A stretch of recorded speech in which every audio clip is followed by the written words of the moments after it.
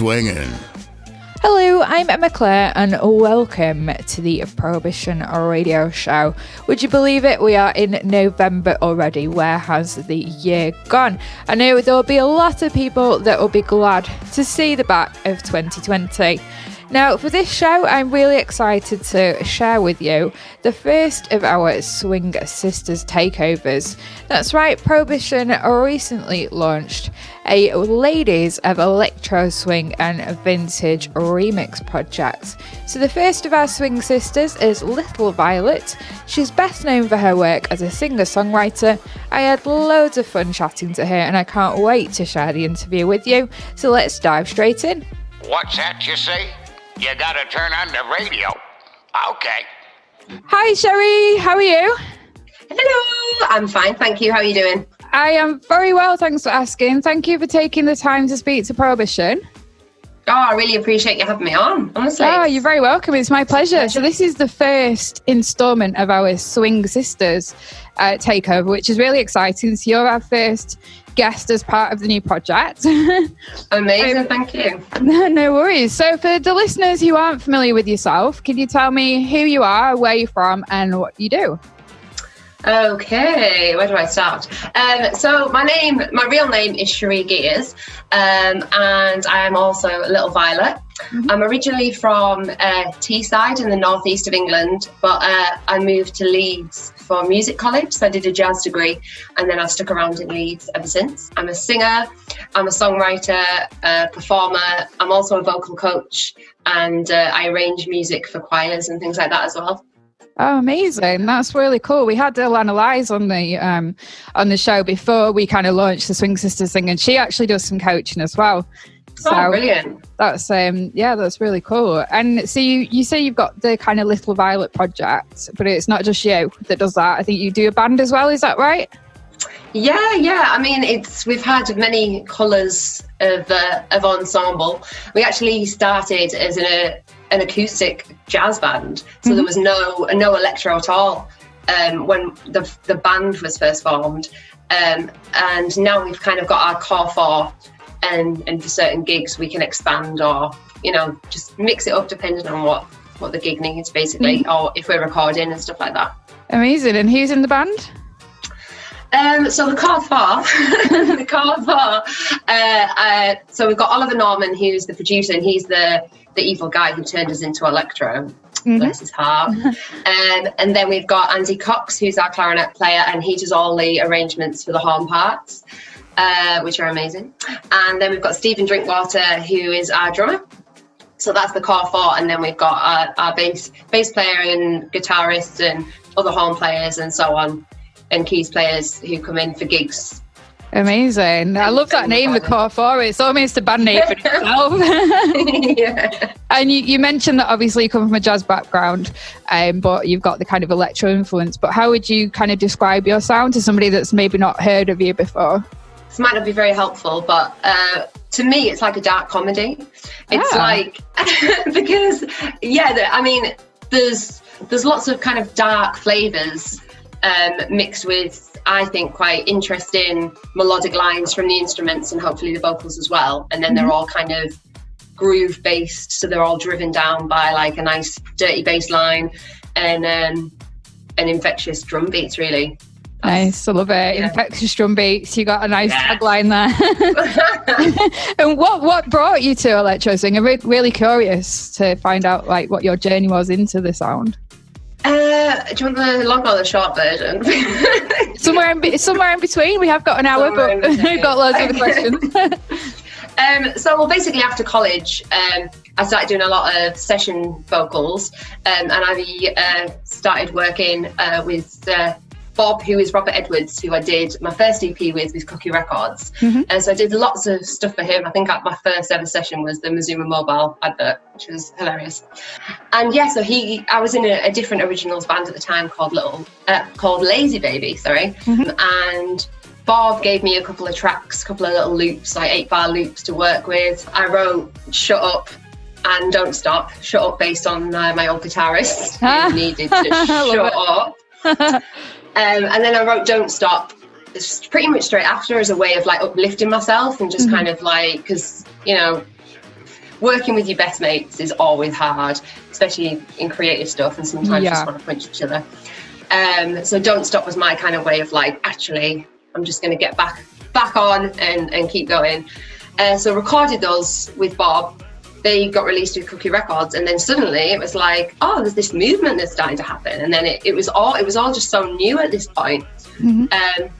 And then we started getting gigs, and it's like, oh, we actually need a band. And I was like, calling my mates from college, like, hey guys, come on, let's get a band together. And then it's just kind of evolved from there, really. Oh, that's amazing. It's really cool to hear everybody's kind of journey into electro swing. Everyone's got a kind of different path, but no, I love it. And you seem to have really strong messages in your music as well. I love it. They kind of tell stories. Yeah, I'm definitely a storyteller with my songs, and I always envision the music video as well. As I'm writing the song, it's like I've got the whole movie in my head of what, if it, you know, sometimes it's a personal story that's come out of something that I've experienced myself.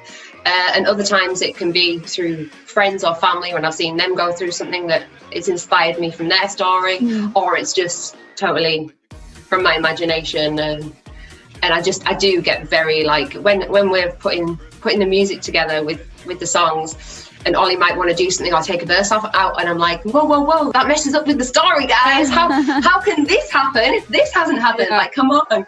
Like, do you not actually listen to my lyrics? So I think they went through a time, especially with Ollie, when he just wasn't even listening to the lyrics. And then now he's like, oh, this really made me think of this, or this, and I'm like, finally.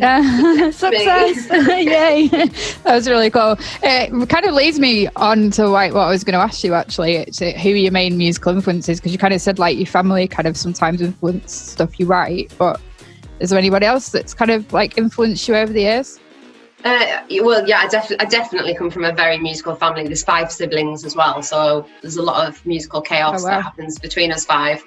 And my dad wrote music and wrote musicals and things like that. I have such an eclectic style in music, but I think people like from the jazz side, just scat singers I'm obsessed with. And obviously the queen of scatting is Ella Fitzgerald, who I think a lot of us vocalists owe a lot to. But then songwriters like Stevie Wonder, absolutely like amazing.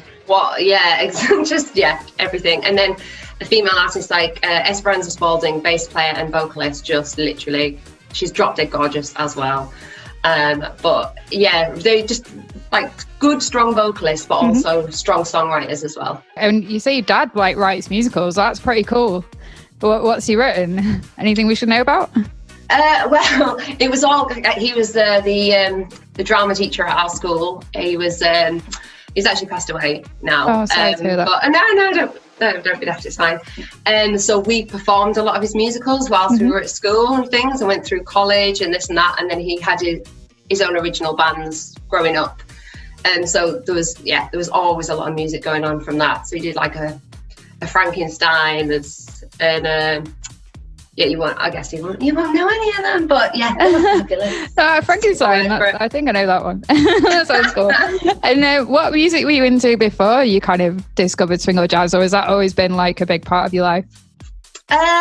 Yeah, I mean, we were brought up, like my dad would listen to everything from like Elvis and Dean Martin and Bing Crosby to like Alice Cooper and Led Zeppelin, Janis Joplin, like just everything. And my first little cassette collection was I had a Judy Garland compilation and a Sam Cooke album, a Led Zeppelin album, which I choreographed with my amazingly terrible dance moves. Oh, I'd love to see some of that. I'm such a bad dancer. Dear. In fact, that's why Charleston Boogie came about, because I was like, I can't do the Charleston. Oh, wow. I can do my own version of the Charleston, which is the Charleston Boogie, which is my excuse at not being able to do the Charleston.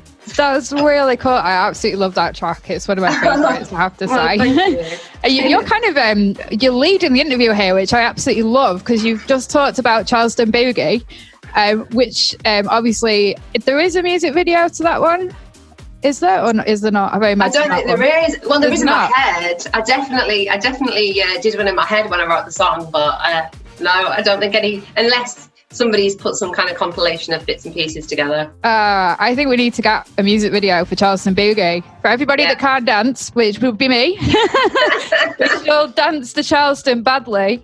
And we'll send it to you. Oh, yes, please. Exactly. That's what it needs. I love it. Now, I've been kind of like doing a bit of snooping on your social media, and I've seen some videos of you kind of playing the piano and singing. Is that something you've always done? Do you play any other instruments? Yes, I've always banged on the piano. I'm not a very good pianist, but I play it because it's something that I can accompany my voice with. So yeah, I wrote my first love song when I was 11 and did some like terrible TV show talent thing, singing like to my first love in my farm. So cute. And I played the clarinet when I was at school and the orchestra and stuff, because I was a bit of a rebel in the orchestra. But I did get a Blue Peter badge because we played on Blue Peter. What did you get that for? I don't mean to brag, guys. No, you have bragging rights. So it was our orchestra. We played on the Blue Peter show. So I got to meet the dogs and everything. Oh, no way. But it was cool, apart from the fact that I borrowed my sister's clarinet to do the show, because I was like, it's going to be on TV. Better use my sister's clarinet because it's better. And then I left it in London. Oh, sorry, sis. But you got a Blue Peter badge out of it, so it's okay. That's a really cool story. Any kids that grew up in the 80s and 90s in the UK, just let listeners know, Blue Peter is like the show that you wanted to be on as a kid. So. Yeah. And I'd love to know, kind of like, you kind of talked about it, but where your inspiration for writing music comes from. And this is kind of tied into gigs. Do you get inspiration from kind of seeing other artists perform? And if so, obviously we've not been able to go out at all during the lockdown. So has kind of this affected your inspiration? Have you had to look up elsewhere? Yes and no. I think I never really know where my stories are going to come from. Usually I'll just start tinkling away and something just starts to evolve. I'm a very kind of, my creativity just kind of, I always say vocal vomit. I say that to my students. I love it. Like, just let go. I'm a big improviser. And when you said that, like, I talk too much when I'm nervous, which is obviously what I'm doing now. So I apologise for that. It is an interview, so we need words. Yeah, so it's just my way of dealing with things, I guess. I just let stuff out, see where it takes me. And watching other artists is like, and you get the goose pimples from their stories or their delivery, and you're like, oh my God, that's amazing, like so inspiring. Like Kate Tempest for me was probably one of the, I've seen her a few times, probably 4 times, but the last time I saw her, I literally I cried pretty much all the way through it, because I was just like, oh my God, this is just so powerful. It's so moving. And I think to be able to do that, to be able to stand in front of a crowd, whether you want them to just feel enlightened and happy and dance and forget their worries or whatever, or you actually do want them to think and reflect, and you want to, really connect with them and get them thought-provoking, or give them thought-provoking ideas or whatever. It's that connection and that communication with the audience that is, for me, the most important thing.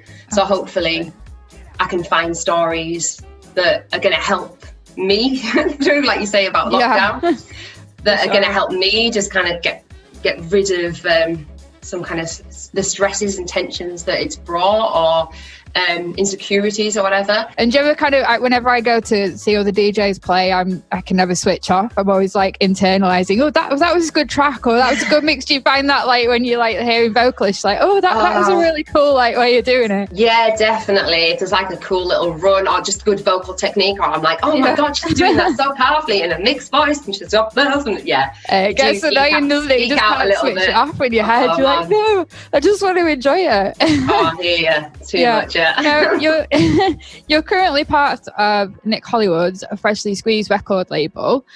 How did you meet Nick? I'd love to know the story behind that one, how you came to work with him. I think the first ever White Mink gig I did, I don't think I actually had a chat with Nick. I think the first time I actually spoke to him, I probably didn't give off the best impression, because I travelled to Llama Tree Festival from Leeds, and actually got poisoned along the way because somebody had put alcohol rub on the ice tray bucket thingies. Oh no. So I was drinking this massive bottle of water with all this ice in that I didn't realise had alcohol rub on. So I'm there like, oh, I feel a bit sick. Oh, I better drink some more water. Oh, I better drink some more water. Got to Lime Tree Festival, literally chucking my guts up.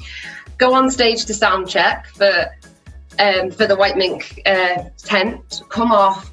Nick's there. I start chatting to him, and I'm literally like, one moment, running off, chucking up, coming back, finishing off sound check. It was just like, I don't know what he would have thought of me, but yeah. Well, it obviously didn't put him off. Well, yeah, he's such a nice guy, and he's always had quite a nice relationship with Bob, Robert Edwards from the first EP. So they've always kind of had a nice little communication going on between them. And then when we've had more music coming in, we kind of kept in touch with Nick as well. And then a couple of summers ago, he was like, yeah, I really want to release some stuff. So we went from there. So it's been a really, really nice journey. Oh, that's really cool. Yeah, Nick's a really, really nice guy. We had him on the show, the last show, and yeah, he's really interesting. He's done so much. It's just like we could have created 5 shows with everything that he's done in his career. It's insane. I know. Yeah, I always get a little bit nervous when I'm talking to him. Like, it's usually over like a video call or something, and probably like I'm doing with you right now. Probably just talk too much, say loads of stupid stuff, and then get off, and they're like, "Oh man." Oh yeah, I was the same. I said to Nick, I said, I'm so nervous speaking to you. I don't know why. It's just because you've just got so much respect for this guy, and he's been doing what he does for a long time. So yeah, Nick, if you're watching, we all love you. So obviously we've talked about well, you kind of mentioned actually that you do your vocal coaching, so you've got other stuff going on as well as kind of singer-songwriting. And I also find out, because again, I've been stalking you on social media, apologies, that you are a mum as well. So how do you balance all this? Like, there's so many plates. Yeah, I mean, it's a little bit crazy. He's still quite young. He's 17 months old. So because of, I had him, and then obviously we've been in lockdown, I've not really gone through a proper hardcore summer of gigs, which it would have been my normal world. Right. With him, so I was all ready to take him to all the festivals with me. He's got his little headphones. I was like, come on, let's do this. But obviously that hasn't happened, and now it's really weird because you end up being more productive than I was beforehand, even though I've got like 0.5% time to do all the stuff that I once had all day to do. You end up just being so much better with your time, I guess. Absolutely. When you've got a little one. And at first I found it quite hard being like, okay, it's 7 a.m, I've got until 7 and 9 to write a song. Okay, do this. And obviously that time in the morning you don't even want to be singing, never mind like being creative. Yep. But you just got to do it. And actually sometimes you need that little bit of a kick up the backside to kick you into gear. Exactly, yeah. Oh, that's really cool. Yeah, Jamie Berry, when I spoke to him as well, he's obviously recently become a dad, and he said the same thing. It's kind of, he has less time, but he's actually more productive because he could spend like 3 days like kind of thinking you're doing something, but actually not. When you kind of put under pressure, it's amazing what you come out with. So it's really inspiring to hear. And obviously you kind of said that lockdown has given you more time to focus on music. Has it had any negative impact on you, kind of like your mindset or your mental health? If so, how have you kind of managed it? Yes, I mean, definitely. Just not performing. Like I've been gigging full time since I was about 15 years old. So not performing is weird. It's really weird. And like, I find myself just being really over the top in front of people just because I'm like, I need to get it out of me somehow. Like I'm used to jumping up and down a stage. Like I don't know what to do with my energy. So that side of it has been really, really, really hard because your world is suddenly, it's tiny and you're with the same person. Like in our house, I've got one other adult. And then a little one. And it's like, a lot of the, like, us humans, we need other people, we need other colours in our lives and stuff. So it has been really hard, I know, for everybody. But on the other side of the coin, I think like I've never had this opportunity where number one, my voice is allowed vocal rest. Wow. Hallelujah. Like I've always just like, my voice is about to die. It doesn't matter. I must travel 8 hours and then perform a show and then travel another 6 hours and perform another show. And so I actually feel like my vocal range and everything is just in so much better condition than it has been for a long time because it's had that kind of rest. I've been able to concentrate on writing, whereas before you're shattered from gigging so much that you actually don't have the mental capacity to then go, right, now I need to go back in the rehearsal studio, I need to go do this or that. And so and it's also given me a massive boost to get better at like using Logic and actually producing my own stuff rather than doing a little piano vocal thing, sending it to the guys and being like, right, do something with that. Now it's been up to me, and that's been like, oh my god, they're gonna regret it because that's cool. It's been really good. I've built a lot of skills up from that. Definitely. It's really, really cool to hear all the musicians that have kind of really just run with this opportunity, as you say, just with this is never going to happen again. Literally, the world it's been paused and we've got, all this time to work and develop ourselves. So I, for one, am very excited to hear what you come out with, having heard that you're now doing your own stuff on Logic. So that's really cool. And I've seen that you've kind of worked with a few kind of electro swing producers, as well as kind of putting out the original Little Violet stuff. I was having a snoop around on Spotify, and you've got an impressive number of monthly listens on there. I think it's like over 50,000. That's really cool. Is there anyone that you haven't worked with yet, but you'd like to, in terms of like producers? I think I'm at a point now where I'm really eager to work with as many new ears and as many ideas as possible. I was really lucky to work with Jamie actually earlier at the start of lockdown, so that was really, really cool. And we're actually working on some new stuff as well, some other stuff. And he's just such, like you say, he's such a lovely guy, and our kids are pretty much the same age as well, so we can just have a good natter about like all that. And I know you mentioned Alana Lies, who you had on recently. I really love her track with Riff Kitten. So I think that's really, really nice, cool. I like the dark vibes. I've been listening to that Freshly Dark playlist a bit more when I've just been having some downtime. And I think, that more kind of chilled out electro swing stuff, I guess, because we're not all partying, we're actually at home more.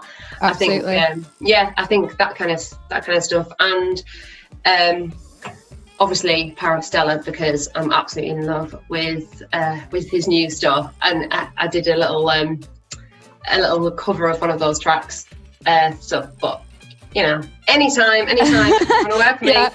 It's funny you mentioned Parastellar. I think everybody in the electro swing world would like to work with Parav. But Parav, if you are listening to this, or Marcus, should I say by his real name, we've got a very talented lady who'd like to work with you. So you never know. And you mentioned Alana Lies as well. Again, she's a name that comes up quite a lot. Obviously, she's very good at what she does, so rightfully so. And she is part of the Swing Sisters project that we've just launched, which obviously is our chance for Prohibition to kind of support and showcase the amazing work that you guys do. So I think it's something that's a bit of it's not something that people always like to talk about. Because obviously everyone's fighting for kind of equality in the music industry, but it is still very kind of male dominated. So I'd just like to find out from your perspective what it's been like working as a female artist in the music industry. Have you faced any challenges or come across any barriers? And also an interesting one, have you ever been given opportunities just because you're a girl? I mean, yes, you can't deny that there is, it is a male-dominated industry, but having said that, oh my gosh, there are some incredible artists out there, past and present. And I think there's more talk now. We're talking about it more, and we're making it known. So I think that in itself is an amazing step forward, because that just makes it relevant in people's minds. I think me personally, I love working with guys, so it's never been an issue for me. And doing a jazz degree, it was 80% male. Right. So I've always actually found guys really easy to get on with and really easy to work with. And I think sometimes it's us women that are harder to work with because I get scared of women sometimes and they're the ones that I want to impress more. So I think, like in the electro swing community, I found it so amazing that all the female artists just seem to be lovely and they reach out to each other. And I was never really an Instagram person. I mean, I'm not really social media really anyway, but on Instagram I found that like you just get lovely comments all the time, and they tend to come from the female artists. And everyone's just so supportive with each other. And for me, that is the most important thing. We need to keep that going and keep that love for each other and that support, and not see each other as rivals or see it as competition or that jealousy thing. Like, put all that to bed, and that for me is the most important thing. Yeah, that's you've hit on a really good point there, that everybody, not just the girls in the electro swing scene, but everyone in general does seem so lovely. I know, what is it? What's going on? No, it does. Yeah, it's positive to hear that you haven't experienced any issues. As you say, you've done the jazz degree, and that's very male dominated anyway, so it's kind of been just normal for you. But if we look at the kind of that topic, but in a kind of live music / gig environment, when people have had a few drinks, it's a bit rowdy, have you ever experienced any kind of like inappropriate comments or kind of attitudes towards you when you're performing from men or women? We're not gonna I'm gonna discriminate there. Yeah. I mean, yeah, I'm not going to deny that I haven't. I mean, I just take it all with a pinch of salt. For me, when I'm on stage, I'm in role anyway. I'm a character and I'm performing. I'm there to do a job and I'm there to, make myself feel good, hopefully make the audience feel good. Yes, you have some idiots in the audience who'll say things that are derogatory or just inappropriate or whatever. I've never, apart from like a few sound men who are just a bit silly. I've never dealt with something that has made me feel really uncomfortable. Or I mean, I've always got my band members. They're always my best friends anyway. So I know that if I ever did feel like I was in a sticky situation or I felt uncomfortable or whatever, I would always have somebody to reach out to. And yeah, for me personally, I just take it with a pinch of salt. And I don't know, guys probably have to experience it as well with drunken ladies. Like, we can be just as bad as the men sometimes. God, that's why I said, men or women, because women can be just as bad. Like throwing the bras at people when they're on the stage and stuff. It's usually me selling the band members off actually to the audience. I'm like, I'm so single, come on. Love it. And do you have any advice that you could offer to any kind of female artists that might be watching this that are kind of at the start of their journeys, or people that haven't even started that are looking to get into music? I think the most important thing is just to be really focused on what you actually want. Like, what do you want from this industry? Is it that you want to make music? Is it that you want to work with interesting creative people? Is it that you're looking for fame? Are you looking for success? Are you looking for acceptance? Whatever it is, because it's so easy to be led down certain tracks or certain avenues that other people want you to do, or you think you should do, because if I do this, then I'll look good in front of my mates or whatever. But if it doesn't fulfill you in your heart, you're not going to be happy. So you're always going to be striving for something and trying to reach something that was never really there anyway, or it wasn't as important to you as you thought, if that makes sense. No, staying focused to what you actually want from the industry and going for that, and you'll never be unfulfilled if it's something that you actually really, really want. That's really cool advice. I'm listening and thinking, wow, that was great.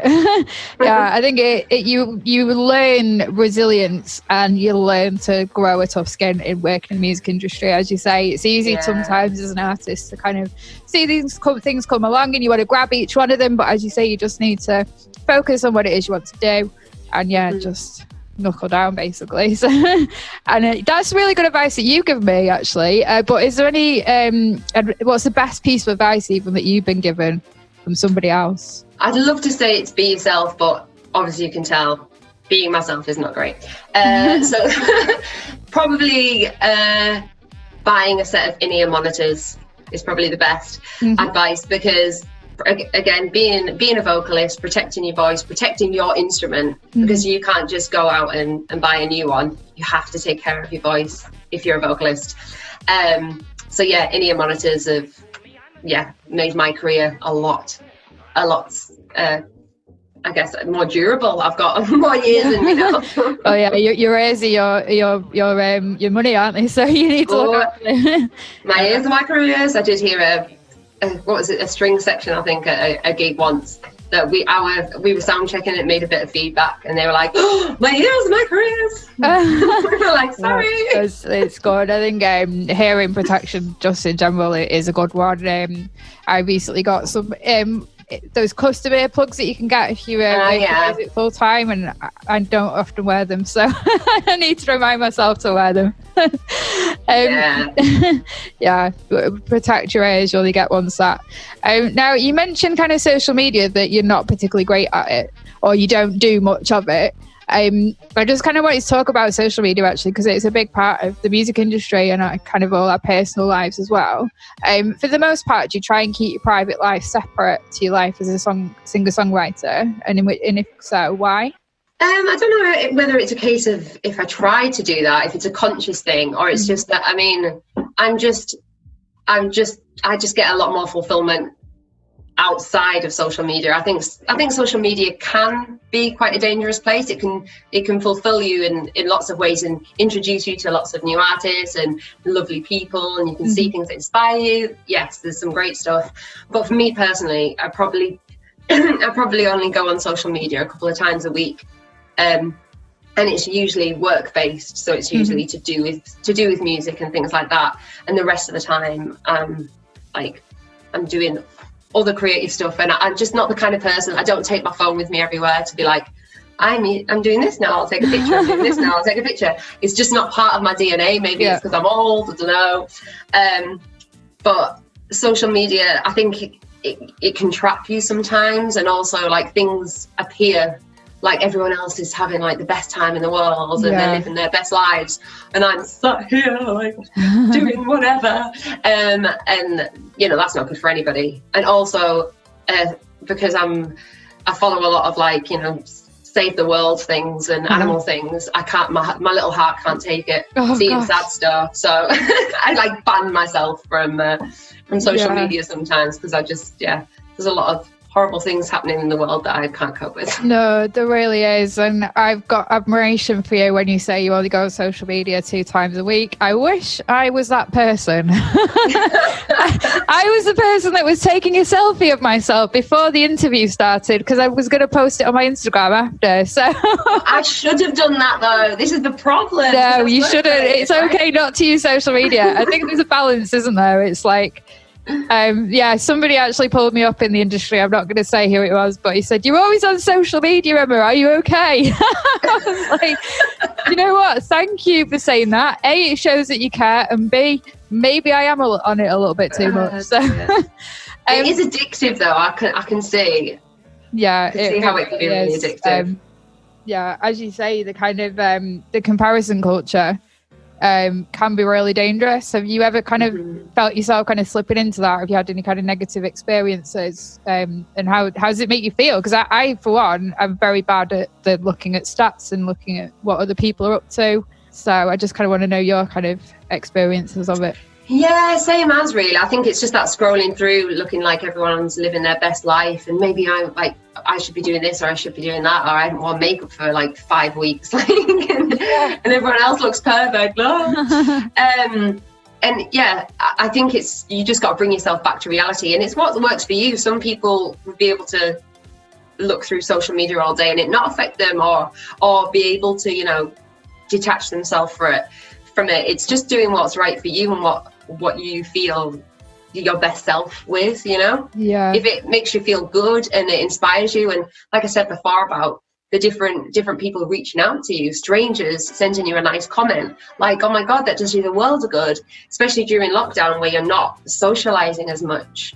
You know, having a little bit of contact with somebody from the outside world can be really, really helpful for us all as well. So, you know, there's a lot of good. There's a lot of good that comes with it. No, I agree that it's kind of about finding the balance, isn't it?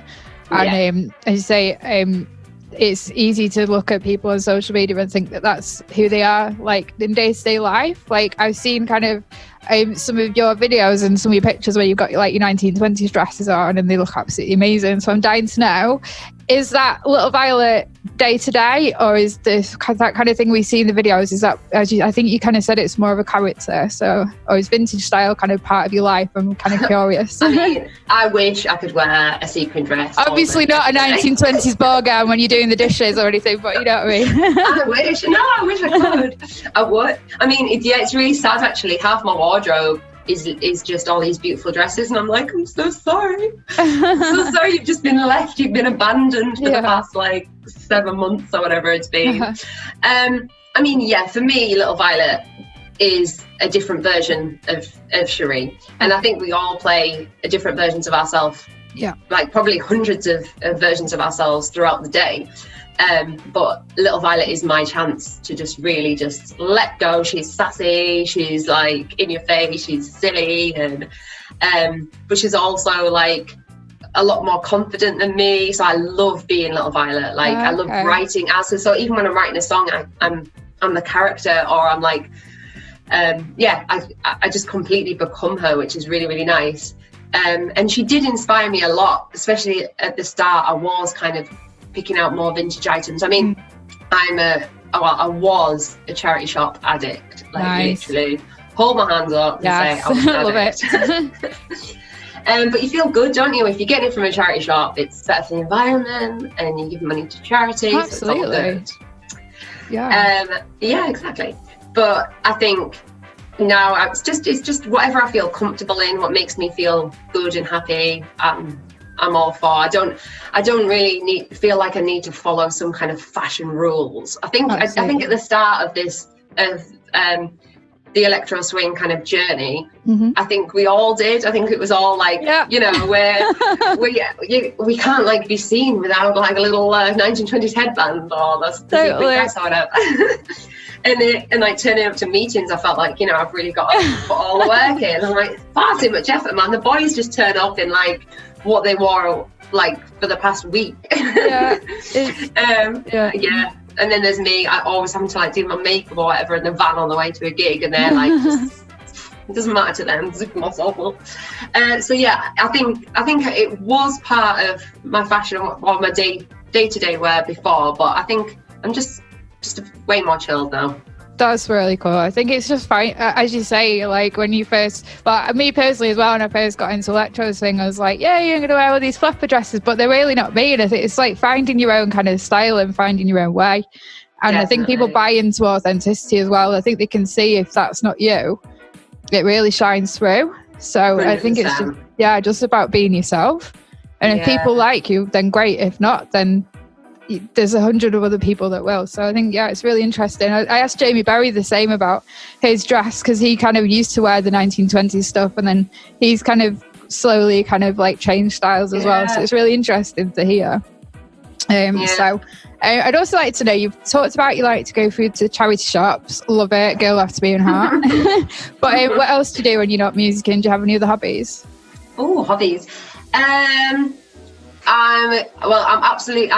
love nature. I love animals. So I love to go for walks, and I love to get lost, basically. You don't want to go on a walk with me, because my agenda is usually just walk and not have a clue where you're going, in what direction, and then find your way back. Always have a picnic. Also a picnic. So lockdown's been really good for us, actually, just exploring our surroundings a bit more. So definitely going on nice walks. I love painting and drawing. Cooking, I'm really into cooking. I'm not very good at following recipes, because I just make it up as I go along. But yeah, I'm a big vegan cook. Oh, are you vegan? I am, yeah. Amazing. That's really cool. And Wolfgang Law is vegan. I'm vegetarian, and my partner Chris Nanook, he's a vegan. And we've actually said there aren't many in the electro swing scene, so we've found another one. You can come to our vegan dinners. Yes, and likewise. As I say, I'm a good vegan. That's amazing. What's the last thing you cooked? I'm interested now. I made pad thai last night. And I did a big vegan chili the night before because I took some to my friend who's been a bit poorly. I love Indian food, so I make a lot of dals and things like that, and curries, and all sorts. Amazing. My mouth is literally watering. I love curry. We're coming around to yours for tea. Yeah. Well, when we're out of local lockdown. Yeah, when we're out of lockdown, exactly. And I'd like to know what the future holds for you. You sound really busy and you've got loads of stuff going on, but what's kind of next in the coming months and years, even if you plan that far ahead? I know some people do, some people don't. I'm not really a planner, really. But I mean, like I said, during lockdown, I finished these 10 tracks, which hopefully are in the hands of Freshly very, very soon. I think they're just on the mastering stage now. Right. So hopefully we've got the next EP coming out, and then the album tracks, which are already kind of done. Hopefully we'll be following soon after that. So yeah, really, really excited about those new releases, but also I just want to be gigging. So as soon as we're allowed to gig again, just anyone. I just need to get this out of me. We're not fussy. I'll take anything at this point. I love it. I think as soon as lockdown is over, everyone is just going to have the biggest party. I kind of have been imagining what it's going to be like, and I see it as like, going back to when the war was on and they had those street parties and everything with the flags up and everything. I just love that once this is all over. We need that, don't we? Definitely. Just a bit of old school kind of community spirit. So we have for you some fan questions. So when we have people on the show, we always ask the electro swing community and obviously the Prohibition listeners. Now we've got a couple from the electro swing community, and we've also got loads from the girls who were involved in the Swing Sisters project, which is really nice. Cool. They've got some questions for you. So we're going to kick off with a question from Chris Nanook. He says, I often hear people say music is a male-dominated industry. Obviously, we've talked about this briefly. Do you feel that it is equal across all genres? And do you feel steps have been taken to redress that balance? And what would you like to see more or less of?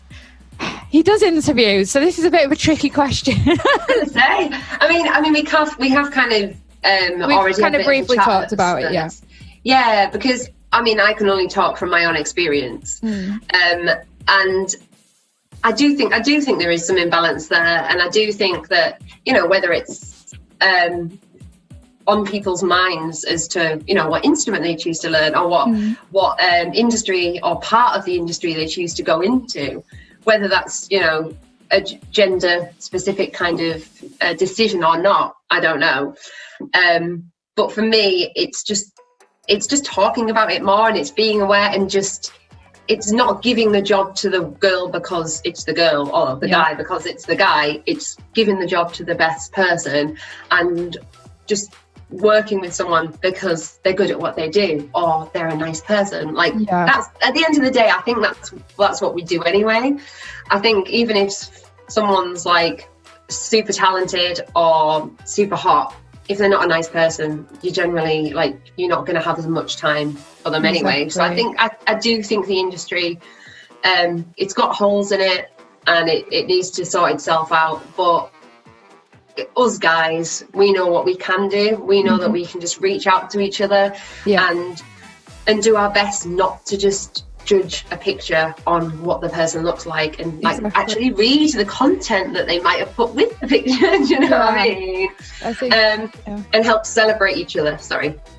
No, that's a really good answer, and I think you've hit on a good point there about the kind of content that backs up a story, because I think that the nature of people is we're just so judgmental, isn't it? So you don't always kind of read between the lines. So I think that's kind of important. I mean, from a personal perspective as well, my content that I'm trying to put out recently, instead of just sharing a picture, I'm trying to put more of a story into it, because people want to know what people do. You know, they want to know who Little Violet is, and they want to know, you know, the story behind things. So I think that's like a really positive step that we could take to kind of make things better in general for everybody. Yeah, that's really nice. Yeah, for sure. And this is a nice question for you that's come from Rowan.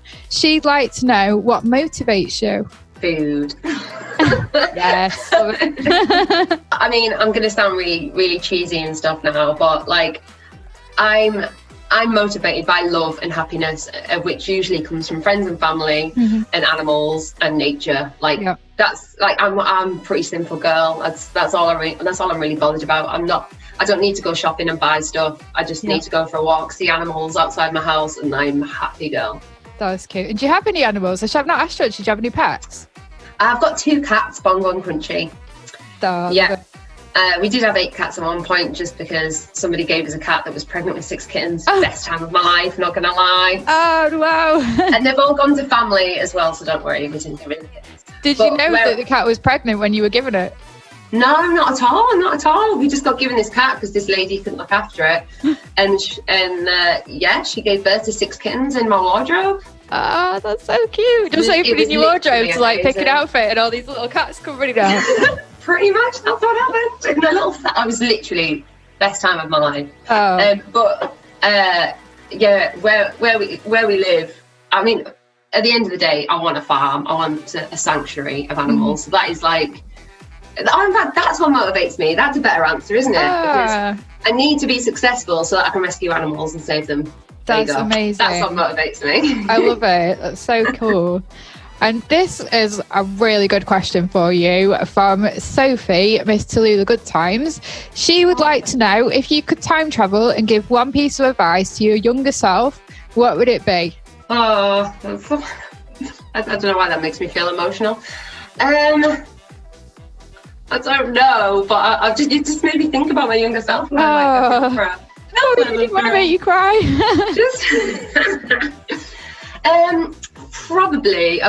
Probably just to do what I want to do more than what, like, you know what I was saying about the advice for other people. Do what I want to do rather than what the people around me tell me to do. Mm-hmm. I think like you have to believe in yourself, and it's hard to tell someone to believe in themselves. That doesn't really, you can't really communicate that, but to decide exactly what you want and go with that rather than what someone tells you that you think you want. Yeah, that's so, I can see how passionate you are about it. That's obviously something that's really important to you. So that's a really cool question from Sophie. Thank you for that one. Thanks a lot. And we've kind of talked about this, but Madame Misfit, she's a mum like you. And she wrote a song actually about being a mum, which is a cool one. She wants to know, from one working mum to another, things she wants to pick from your kind of personal viewpoint. How do you manage, like, she's a writer as well, how do you manage your writing when you're working from home? Do you ever have any like disruptions from the baby, or have you got to kind of time it when he's feeding or sleeping? Oh, so many. Like, even just like trying to get in this room and like not have Sebastian open the door, because bless him, he'll just be like, Mama, every second. So it is like, it's stressful sometimes, but it's amazing at the same time, because and he loves to bang the piano, and I used to try and write with him on my knee, but then he broke one of my pianos because he dribbled down it. He was that excited, it was like flashing away. Oh, bless him. That his dribble went through and broke it. So, you know, it's, as she'll definitely know as well, it's tricky, but you find ways. You magically find ways, and you know, this little person brings you so much love and so many emotions that like you've got all this weight of emotion to work with and kind of mold into your creativity anyway. So actually, a lot of good comes from it. Oh, that's really cute, and it's a hilarious story about the piano. Poor baby. He's too cute to be cross at, though, I would have thought. It was actually quite hilarious. And we've got one final question for you from the ladies. This is from Alana Lies. She would like to know, if you could meet one of your heroes, who would it be and what would you say to them? Ooh. Great questions here, girls. I know, really good. I mean, the hero that came to mind straight away was Stevie Wonder, because I'm just in awe of him. And I have seen him live, but obviously didn't get to meet him. So I just be too starstruck. Oh, I know. I think I'd be starstruck as well. It's too good of a question. What would you ask Stevie Wonder? Come on, help me out there. Gosh, what would I ask him? Come on, Emma, help me out. I'd probably want to know about Superstition, because that track, oh my gosh, it has started so many parties. Like, I do wedding gigs, and the amount of people that ask for Stevie Wonder Superstition, what it's like to have written that track and to see it over the years, how has it made him feel? Because you just feel like you'd write this track in your room, and like, you know, it's probably like when you write your tracks, you don't expect them to go on to do so well. So I think I'd want to know, kind of. Just for Superstition, like, again, I've done thousands of weddings over the years, and Stevie Wonder Superstition is one of the songs that I actually don't get bored of singing. I think because you can just change it up every time you sing it. And I had a Stevie Wonder song for my first dance as well, knocks me off my feet. Sounds great. Oh, thank you. Okay, so maybe I would ask him about his musical journey because, you know, he wrote pop music, but he added every chord under the sun to it. It wasn't like following that 1-4-5 formula. So maybe my question would be something to do with that, like, how did he ever feel pressured that he should follow the formula of the pop music or the rhythm and blues, and what helped him kind of be allowed, I guess, to add all the jazzy chords in? Or was it just that is that just what he's always done, or did he just kind of refuse to conform?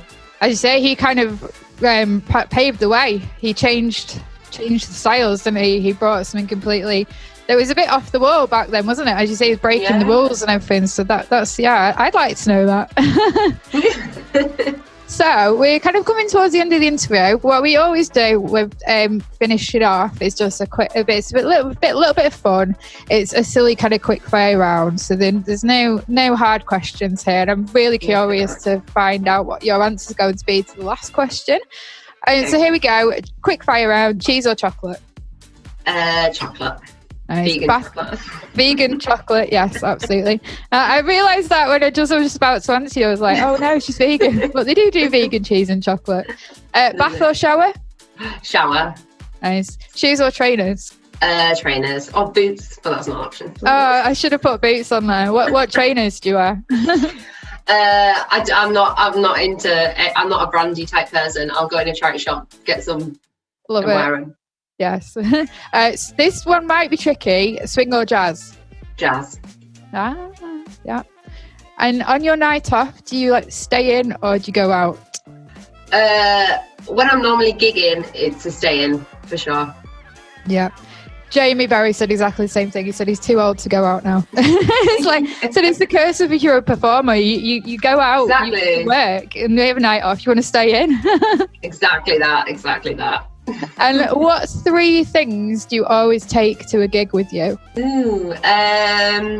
Lots of food, a big reusable bottle of water, and makeup remover, because I come off looking like you don't look like a panda when you come out. Brilliant. Excuse me, I'll lose my voice. I'm making myself laugh as well. So we've had Jamie on, and in answer to I asked him what 3 things you take to a gig with you, and he said one of the things was sandwiches.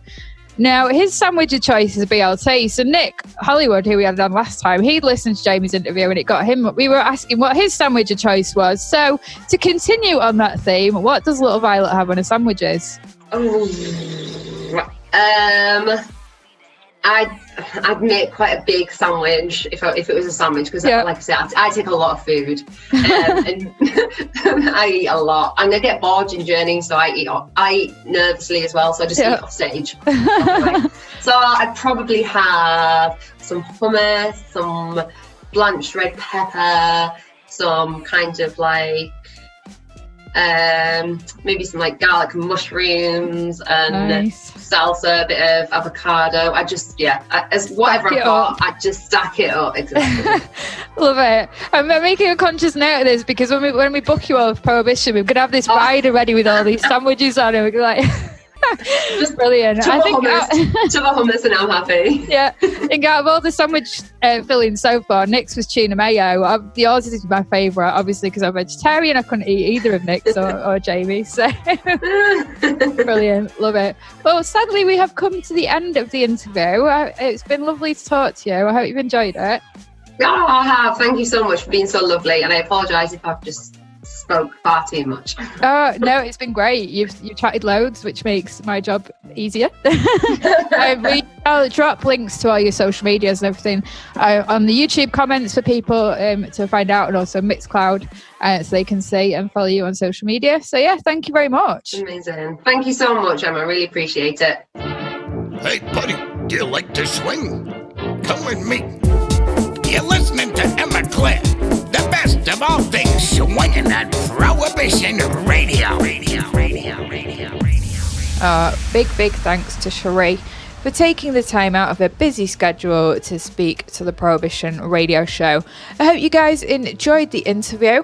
That's all for me. I shall be back with you in December for the final show of the year with Parov Stella. I cannot wait for that one. So I shall see you then. #ProhibitionMCR.